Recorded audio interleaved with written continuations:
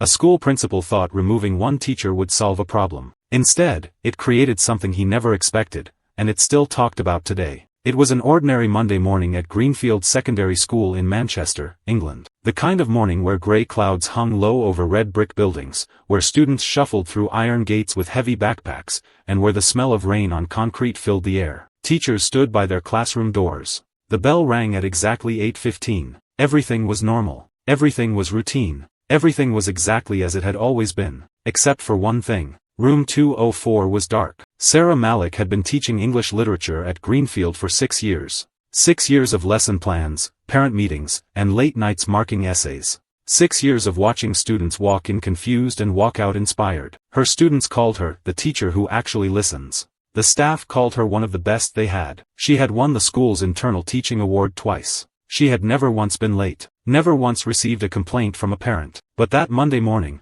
Sarah was not standing at the door of room 204. She was standing in the corridor outside the principal's office, holding a brown cardboard box filled with her belongings. Her hands were steady, her breathing was slow, and her eyes, dark, calm, and deep, were fixed on the door in front of her. Inside that office sat Mr. Richard Collins, principal of Greenfield for 11 years. A man who believed in order, in image, in what he called the professional standard. He had made his decision on Friday afternoon. He had sent the email on Friday evening. And now, on Monday morning, it was done. Or so he thought. To understand what happened that Monday, you need to understand who Sarah Malik was. Not just as a teacher, but as a person. Sarah was born in Bradford, England, to Pakistani parents who had come to Britain in the 1980s with 2 suitcases and a belief that education was the only door that no one could close on you. Her father drove a taxi for 20 years. Her mother cleaned offices at night and attended English classes in the morning. They were not wealthy, but they were determined. Sarah grew up watching her parents build a life from nothing,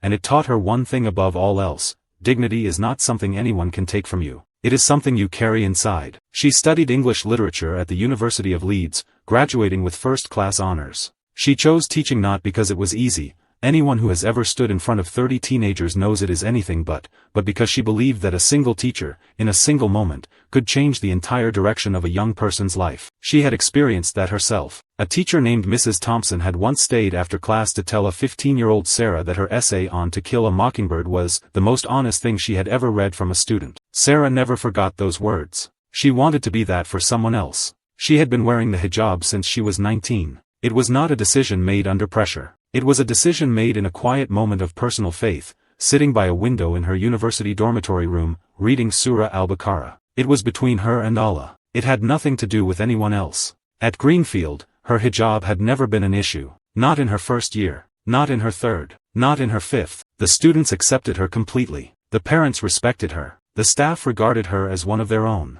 Until Mr. Collins decided that it was an issue. It started 3 weeks before that Monday morning. A new parent had joined the school board. His name is not important. What is important is that he arrived at the first board meeting with a printed document, 2 pages, single-spaced, outlining what he called concerns about the school's image and brand identity. In that document, buried on the second page, was a single line that would set everything in motion. Teaching staff should present a neutral, secular appearance in line with British professional standards. Mr. Collins read that line 3 times. And something shifted in him. Not because he was a cruel man, or at least, he did not think of himself that way, but because he was a man who had spent 11 years building what he believed was a prestigious institution. And he had begun to worry, quietly, in the way that small fears grow when left unexamined, that Greenfield's reputation needed protecting. He called Sarah into his office on a Wednesday afternoon. She sat across from him at the large oak desk. The diplomas watched from the wall. He began carefully. He talked about the changing landscape of British education. He talked about parental expectations.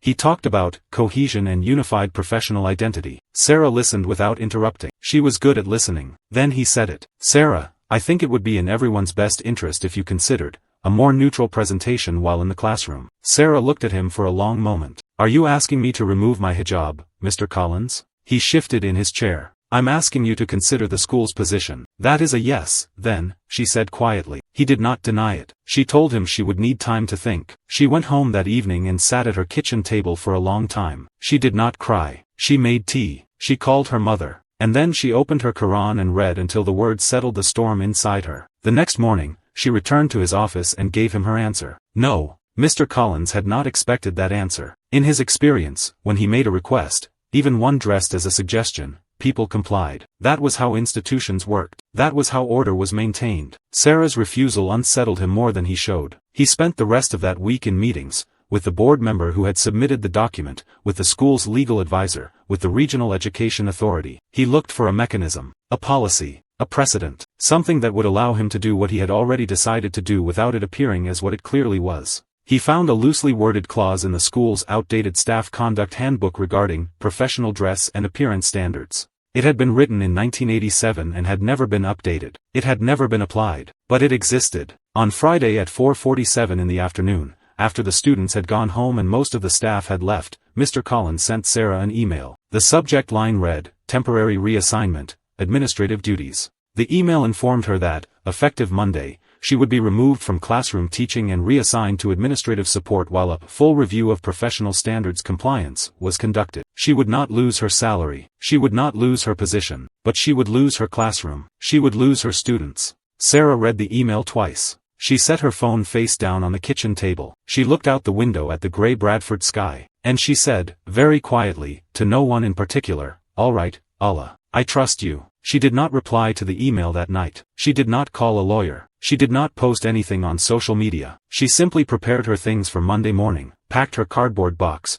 made her lunch, set her alarm, and went to sleep. What she did not know, and could not have known, was that her students had already found out. Amir found out first. He was 15, the son of a Somali refugee family who had settled in Manchester 8 years ago. He was not Sarah's best student academically, that was probably Priya, who could quote Shakespeare from memory, but he was her most loyal. He had come to Greenfield 2 years ago barely speaking English, and it was Sarah who had stayed after class 3 times a week to work through texts with him, line by line, until the language began to make sense. Amir had seen the email because his older sister worked in the school office and had accidentally left her laptop open. He read it once. Then he called his friend James. James called Priya. Priya called Sophia. Sophia sent a message to the class group chat. And within 40 minutes of that email being sent, all 23 students of room 204 knew what Mr. Collins had done. The group chat was initially full of anger, capitals, exclamation marks, the kind of raw, unfiltered outrage that only teenagers can produce. But then Priya, calm, methodical Priya who wanted to study law, sent a single message that changed the tone of everything. Being angry in a group chat won't do anything. What will actually make him listen? The chat went quiet for a few minutes. Then Amir replied, "We don't go in." 3 words. But everyone understood immediately. If Sarah was not allowed in the classroom, then neither would they be. Not by force. Not with protest signs or shouting. Simply, and completely, by choosing not to walk through that door. They spent the rest of the weekend coordinating. They told their parents. Most parents, not all, but most, listened carefully and gave a quiet nod of approval. A few called the school directly to express their concerns. The students did not tell Sarah. They wanted her to see it for herself. And so on Monday morning, while Sarah stood in the corridor holding her cardboard box, room 204 sat completely, entirely, deliberately empty. Mr. Collins was informed at 8:22 in the morning. His assistant knocked on his office door and told him that room 204 had no students. He assumed there had been some scheduling error. He walked down the corridor himself, coffee cup still in hand. He looked through the small glass window in the door. 23 empty chairs. 23 empty desks. Not one student. He checked the attendance system. All 23 students had been marked as present. They had passed through the school gates. They were in the building. They simply were not in their classroom. He found them within minutes. They were seated, all 23 of them, in the school's main hallway, in 2 rows along the wall, backpacks at their feet, in complete silence. No phones out. No talking. Just sitting, waiting, in their school uniforms, with expressions that were quiet and firm and impossible to argue with. Mr. Collins stood at the end of the hallway and looked at them. Amir was the first to speak. He stood up slowly, the way someone stands when they have thought carefully about what they are about to say. "We want Miss Malik in our classroom," he said. "She is our teacher. We want her back." Mr. Collins felt something he had not felt in 11 years of running a school. He felt uncertain. He told them to return to their classroom. They did not move. He told them this was a serious matter with serious consequences. They did not move. He told them he understood their frustration but that decisions of this nature were made at an administrative level and were not subject to student approval. Priya raised her hand politely, the way she always did in class. "With respect, Mr. Collins," she said, in the measured tone of someone who had already researched the relevant sections of the Equality Act 2010, removing a teacher from her role because of her religious dress is unlawful discrimination. We've already written to the local education authority. The letter was sent this morning. The coffee cup in Mr. Collins' hand had gone completely cold. By 10 o'clock that morning, the story had left the school building. A parent who had been dropping off a younger sibling had photographed the student sitting in the hallway and posted it to a local Manchester community Facebook group with a simple caption: "These kids are standing up for their teacher. Greenfield Secondary. Pass it on." By noon it had been shared 400 times. By 2 o'clock, a local journalist from the Manchester Evening News had called the school office. By 4 o'clock, the Press Association had picked it up. By the following morning, it was in The Guardian, the BBC News website, and had been picked up by outlets in Australia, Canada, and the United States. The headline that ran most widely was not dramatic. It was simple and it was devastating in its simplicity. Students boycott classroom after Muslim teacher removed over hijab. The comments beneath every article told a story of their own. Former students of Sarah's began to emerge,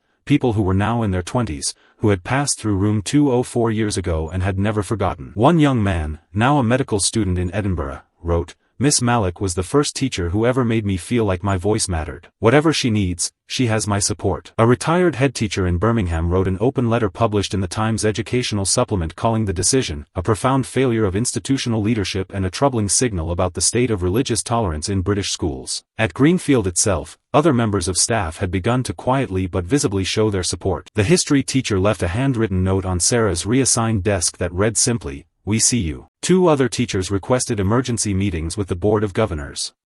The school librarian, a woman of 62 who had worked at Greenfield longer than Mr. Collins himself, told a journalist, "In 30 years at this school, I have never seen a more unnecessary decision made by this administration." Sarah herself said nothing publicly. She sat at an administrative desk in a room she had never worked in, doing tasks that had nothing to do with her gift, and she waited. She answered emails. She filed documents. She prayed her dur in the small storage room that a kind colleague had quietly unlocked for her. And she trusted. On Wednesday morning, 2 days after the empty classroom, Mr. Collins received 3 things before 9 o'clock. The first was a formal letter from the Regional Director of Education requesting an urgent meeting regarding the school's compliance with the Equality Act. The second was a letter from a solicitor representing Sarah Malik informing the school that a formal claim of religious discrimination had been filed with the Employment Tribunal. The third was an email from the chair of the Board of Governors requesting his presence at an emergency board meeting that same afternoon. He sat in his office with all 3 letters on his desk and looked at them for a long time. The board meeting lasted 3 hours. It was,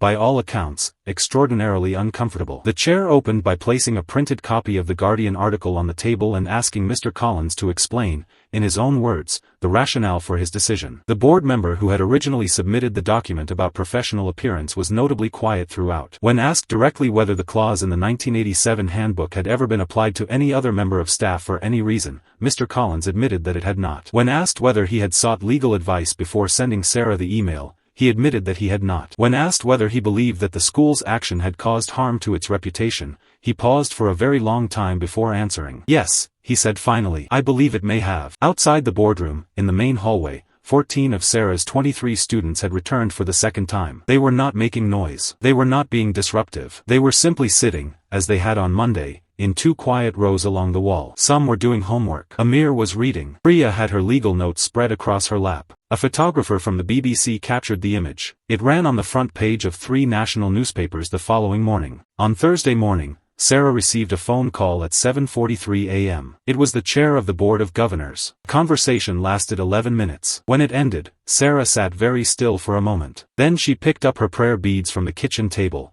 closed her eyes, and whispered Alhamdulillah 3 times. She arrived at Greenfield at the usual time. She walked through the iron gates, past the wet red brick walls, through the main entrance, and down the familiar corridor. Her cardboard box was at home. She had not brought it with her. She did not need it. Mr. Collins was not in the main corridor that morning. He had been asked by the board to take a period of personal leave while a formal review of his conduct was undertaken. His office light was off. The door was closed. Sarah walked to room 204. She put her key in the lock. She turned it. She pushed the door open and reached for the light switch. She did not expect what she saw. Every desk had something on it. Amir had left a handwritten note, 3 pages, in the careful deliberate English he had worked so hard to develop, telling her what her class had meant to him. Priya had left a printed copy of the section of the Equality Act they had cited in their letter, with a sticky note that read, "You taught us that words matter. We used yours." Sophia had left a small drawing, a classroom, a teacher in a hijab at the front, and 23 stick figures seated at their desks with the word home written above the door. On the whiteboard, in different colored markers,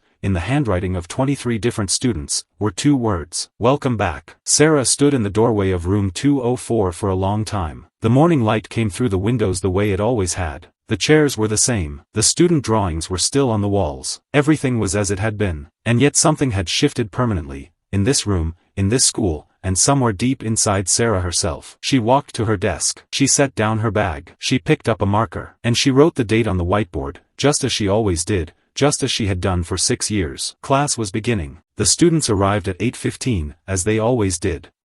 They filed in through the door of room 204, one by one, and took their seats. Nobody made a speech. Nobody cried, at least, not visibly. Amir sat down at his usual desk in the 3rd row and opened his notebook. Priya arranged her pens with characteristic precision. Sophia looked at her drawing still sitting on the desk and smiled. Sarah called the register. 23 names. 23 answers. And then she began to teach. Later, weeks later, when journalists asked her what she wanted people to take from her story, Sarah thought carefully before answering.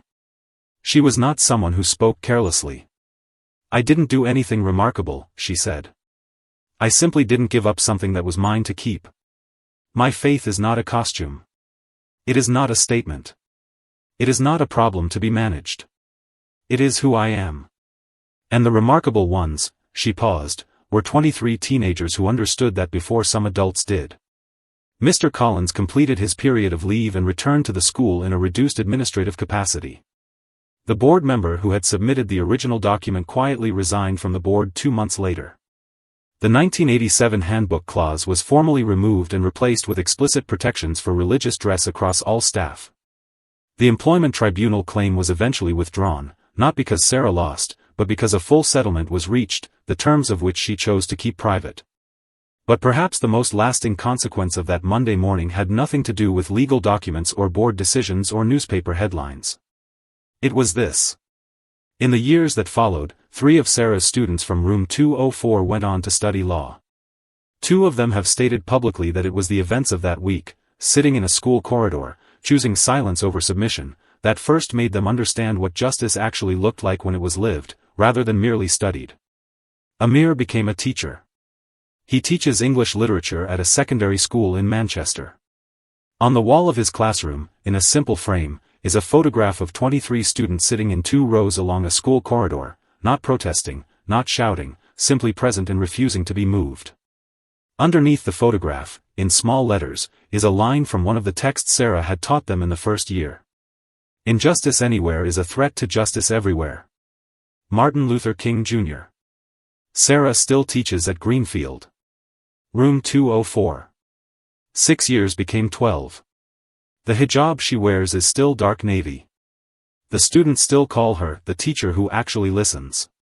And every September, when a new class files in through that door for the first time, she writes the same thing on the whiteboard that she has always written. The date. Just the date. Because every single day is a new beginning. And that, if you take nothing else from this story, is what faith looks like when it stands up and refuses to sit down. Alhamdulillah.